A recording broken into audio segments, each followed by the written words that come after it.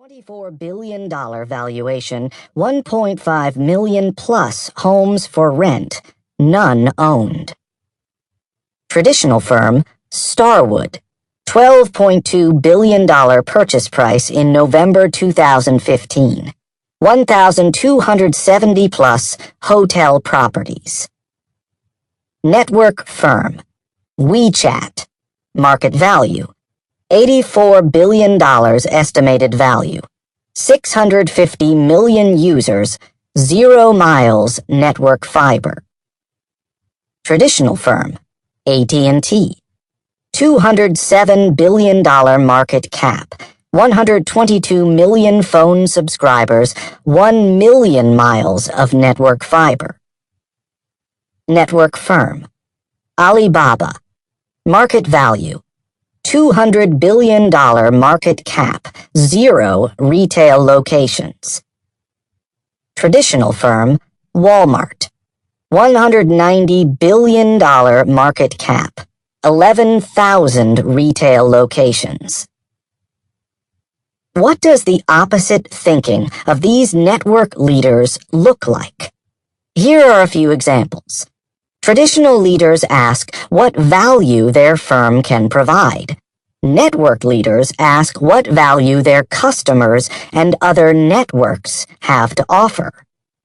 Traditional leaders think the goal is to sell more products to customers. Network leaders see the value in customer co-creation, advocacy, and sharing. Traditional leaders think they're operating at full capacity. Network leaders see the world differently and full of additional potential. This different thinking helps digital network leaders see and invest in a world of abundance, where there are excess assets everywhere, both tangible and intangible. Whether these assets are houses, cars, photos, knowledge, skills, or networks, there are people in the world willing to share them in order to earn money, garner recognition for their expertise, or connect their stories and experiences to the world around them.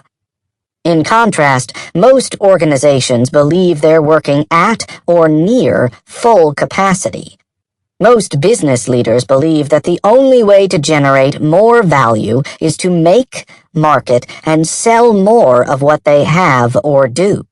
But that old thinking limits their profitability and growth. Many of our most admired companies won't stand a chance when the most valuable digital networks take on their markets. Nigel Fenwick of Forrester Research said that by 2020, every organization will be either digital predator or digital prey. Your strategy needs a business model facelift. To return to the quote by Clayton Christensen at the start of this chapter, the problem is that most organizations don't know where they are starting, much less where they are headed and how to get there.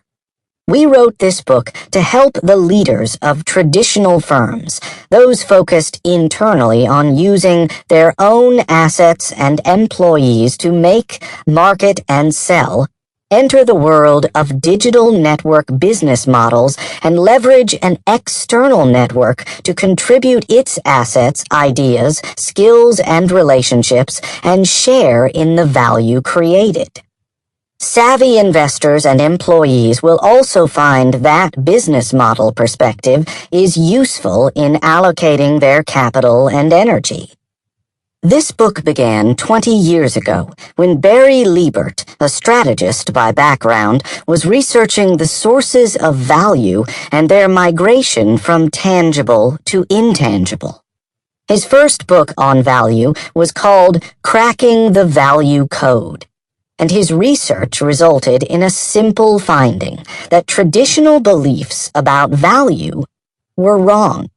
One such belief was that physical things, such as real estate and equipment, should be accounted as secure and enduring assets, whereas the people who built, managed, and used those assets should be accounted as expenses. Now we realize that whereas physical assets often depreciate, people